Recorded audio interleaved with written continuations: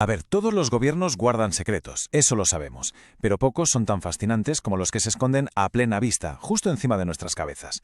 Hoy vamos a abrir unos archivos muy especiales, los archivos oficiales de España, para descubrir una historia increíble de décadas de investigación militar sobre fenómenos aéreos no identificados.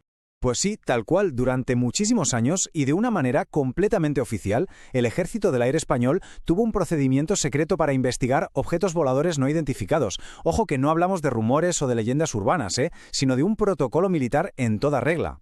Y esa, claro, es la pregunta del millón, que vamos a intentar responder. ¿Qué vieron exactamente los pilotos, los militares y los civiles para que las más altas esferas del ejército se tomaran este asunto tan en serio? Venga, vamos a meternos de lleno en estos expedientes. Lógicamente, antes de que hubiera expedientes tuvo que haber incidentes y en España, hubo algunos tan espectaculares que era imposible ignorarlos. La década de los 70 fue, sin duda, el punto de ebullición. Durante esos años se produjeron una serie de avistamientos de muy alto perfil que pusieron a prueba los sistemas de defensa y, desde luego, la capacidad del gobierno para dar una explicación. Vamos a repasar los más sonados. A ver, imaginemos la escena por un momento. No es una persona, ni dos, son cientos de personas, incluyendo personal militar entrenado, repartidos por Tenerife, La Palma, La Gomera, Gran Canaria. Todos mirando al cielo y viendo exactamente lo mismo, un fenómeno luminoso que no tenía ninguna explicación lógica. Y así durante casi una hora. Y ahora pasamos de una observación masiva a una situación de peligro real. Un avión de pasajeros, en pleno vuelo, tiene que desviarse de su ruta y aterrizar de emergencia en Valencia. ¿La razón? Unas luces rojas se le estaban acercando de forma muy peligrosa. Este es probablemente el incidente más famoso de toda la historia de la ufología en España. Y aquí es donde la cosa se pone de película. El Ejército del Aire manda uno de sus mejores aviones, un caza de combate, un Mirage F-1, de lo más avanzado de la época. Pues bien, el piloto intenta interceptar esas luces, pero es que el objeto era sencillamente superior. Hacía maniobras, aceleraciones, que eran tecnológicamente imposibles para el caza. Entonces, ¿qué pasó realmente? Por un lado, el informe oficial detalla un objeto desconocido que se movía de forma inteligente. Pero por otro, años después, la visión más escéptica propuso que todo podría haber sido un espejismo, las luces de una refinería que estaba muy lejos, magnificadas por la atmósfera. Una explicación que para muchos no termina de encajar con la persecución del caza. Con tantos incidentes, y tan creíbles, esto dejó de ser una anécdota, se convirtió en un asunto de seguridad nacional. Y el Ejército del Aire necesitaba un sistema, un plan. Ya no se podían seguir tratando estos casos como hechos aislados, ¿no?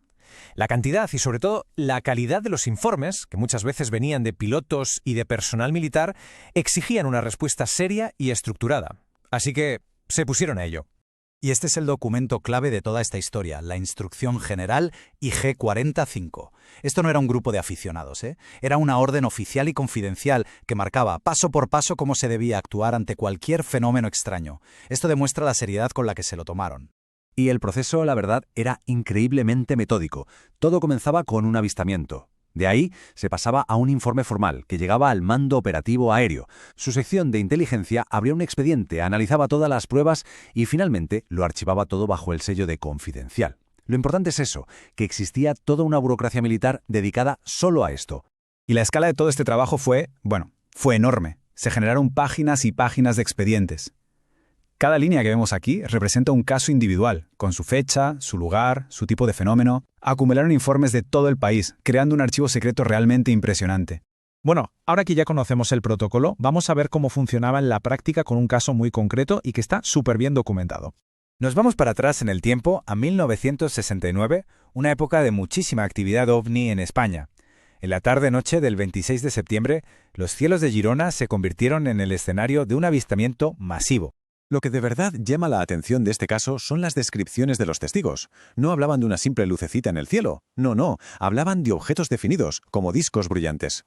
Pero lo más increíble era cómo se movían. Hacían maniobras que desafiaban las leyes de la física, como giros de 90 grados a velocidades altísimas, aceleraciones instantáneas y de repente, ¡zas!, desaparecían. Y la solidez de este caso está aquí. No es que solo lo vieran los vecinos.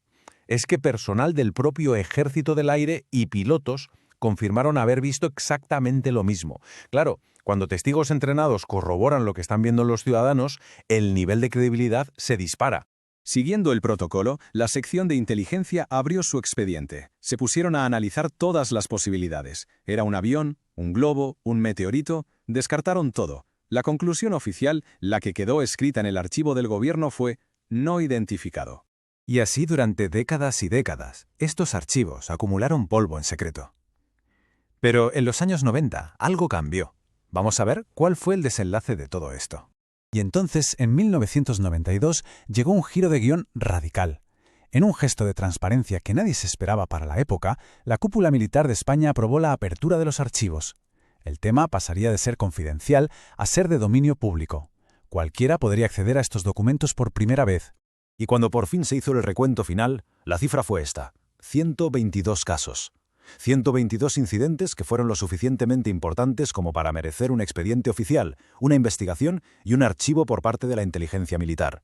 Entonces, ¿cuál es el veredicto final de todo esto? Pues la desclasificación no nos da una respuesta sobre qué eran esos objetos, pero sí que confirma algo fundamental, que los avistamientos fueron sucesos reales, investigados al más alto nivel. Los documentos, en el fondo, validan el misterio, no lo resuelven. Los casos más potentes, como el de Manises o el de Girona, siguen oficialmente sin explicación.